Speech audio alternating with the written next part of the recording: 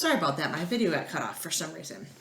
All right, so anyway, what I was saying is that we can figure out the sum of some of the infinite geometric series. But what happens is, if you notice in this particular one, we had 0.03, if I started kind of expanding out this series, 0.03, 0.003, 0.0003, and so forth and so on.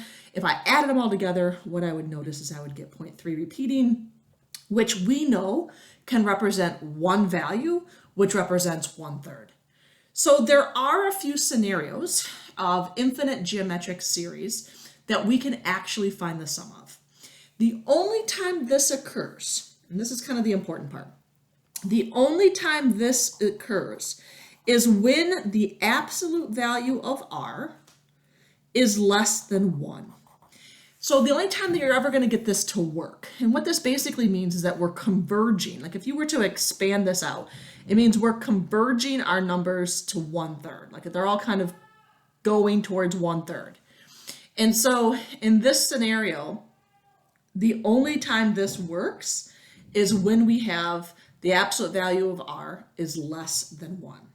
So the moral of the story is we can find the sum of an infinite geometric series, but only when the absolute value of r is less than 1. And because what happens is then you get kind of this phenomenon, it approaches kind of a repeating decimal of sorts, and that's what you end up getting.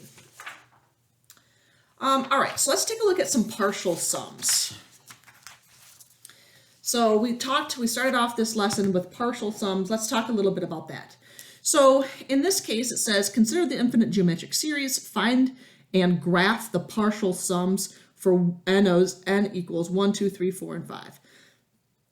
So I'm going to turn these into decimals just because I think it'll be easier. So the first term is 0.25, the second term is about 0.42, the third term is about 0.53, fourth term is about 0.6, and then the fifth term is 0.65. So sometimes we can figure this out. I'm going to go ahead and, since these are all in the first quadrant, I'm going to go ahead and graph these, but I'm going to make this a first quadrant graph. I'm also going to expand this.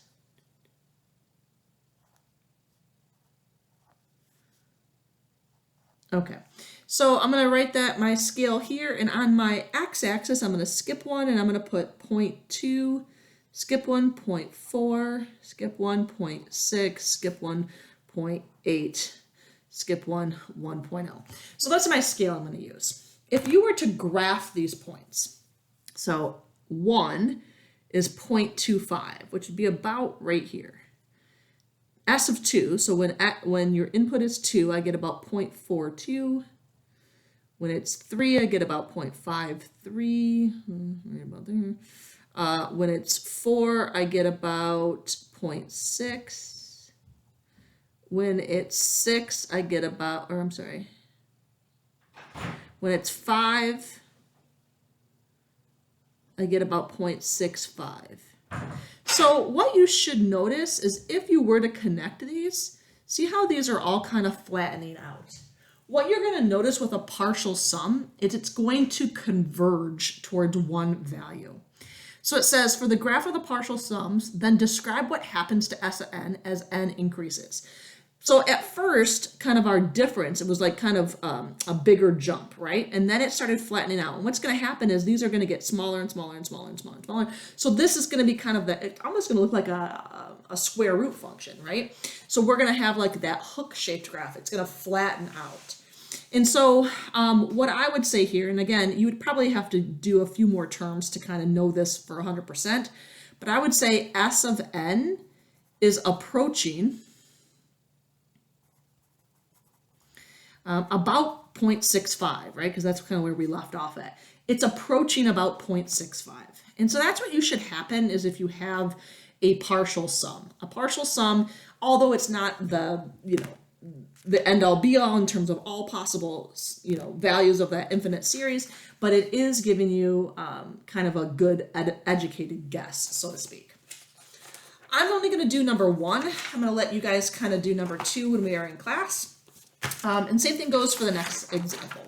So let's go to page 235. And let's do a couple of these together. All right. So let's do number 3. So if you notice, this is, let me try to zoom in